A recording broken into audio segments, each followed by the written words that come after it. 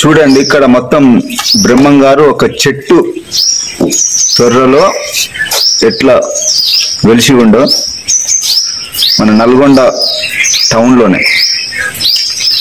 ఇంకో ఇది చెట్టు చూడండి, చెట్టు అంటే ఇప్పుడు ఆల్రెడీ మనకు టైం అయిపోయింది, వాళ్ళు పూజలు చేసుకొని వెళ్ళిపోయారు. ఇది ఏం చెట్టో ఇది, కానీ చెట్టు పేరు మర్చిపోయినాము. మీరు ఒకవేళ మీకు గుర్తుంటే కామెంట్ లో చెట్టు పేరు పెట్టండి. జువి చెట్ట ఏం చెట్టో తెలియదు, కానీ అయ్యగారులు ఉన్నప్పుడు వచ్చి పూర్తిగా చేద్దాం. చూడండి ఇక్కడ బ్రహ్మంగారి గుట్ట మీద కనకదుర్గమ్మ గుడి, మళ్ళా శివుని గుడి చూడండి ఎట్లా ఉందో. కొన్ని వందల సంవత్సరాల క్రితం ఇక్కడ బ్రహ్మం గారు ఈ చెట్టు లోపల వెలిసిందంట. చూడండి ఎట్లా ఉందో. కానీ ఇప్పుడు అందరూ పూజలు అయిపోయినాయి కాబట్టి ఎక్కడో అక్కడ పోయారు. ఇంకో చూడండి గజస్తంభం ఎట్లా ఉందో. బ్రహ్మం గారి గుడి ముందర గజస్తంభం.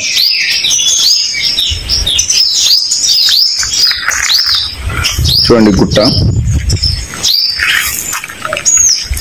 మొత్తం ఇంత చాలా. ఈ చెట్టు మటుకు మామూలుగా మనం ఎట్లా మన ఇంట్లో ఒక రూము ఎంత పెద్దగా ఉంటుందో, మామూలుగా ఒక మన వంటగది ఎంత పెద్దగా ఉంటుందో అంత పెద్ద స్థలం లోపల ఉంది ఈ గుడి లోపల. ఈ గుడి ఈ చెట్టు లోపల. కానీ అప్పట్లో బ్రహ్మం గారు ఇక్కడికి వచ్చి ఇక్కడ ఉన్నట్టుగా పురాతనంలో ఉన్నది. చూడండి ఈ చెట్టు ఎంత అద్భుతంగా ఉందో. ఇందులో బ్రహ్మం గారు కొన్నాళ్ళ వరకు ఉన్నాడంట అని చరిత్రలో చెప్తున్నారు.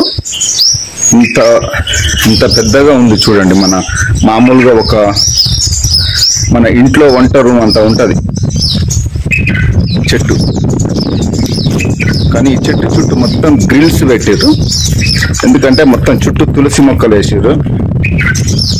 నైట్ పూట మొత్తం కరెంటు అవన్నీ పెడతారు. చూడండి ఇంత అద్భుతంగా ఉందో, నీట్గా. కానీ ఈ చెట్టు మాటకు అసలు ఏం చెట్టో కానీ లోపల ఒక మామూలుగా ఒక ఇల్లు లెక్క ఉన్నది. ఇల్లు లెక్క బాగుంది.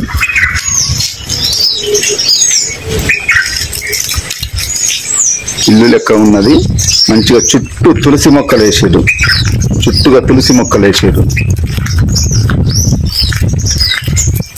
చెట్టు చుట్టూ మొత్తం గ్రిల్లు కట్టి తులసి మొక్కలు వేసారు. చూడండి ఇంకో ఇదే. అంటే ఇప్పుడు గుడి తాళం వేసారు, ఇక్కడ గేట్ ఉన్నది, గేటు తాళం వేసారు. ఇప్పుడు మనకు అయ్యగారులు ఆల్రెడీ పూజలు అయిపోయినాయి కాబట్టి వెళ్ళిపోయారు. లోపల చూడండి,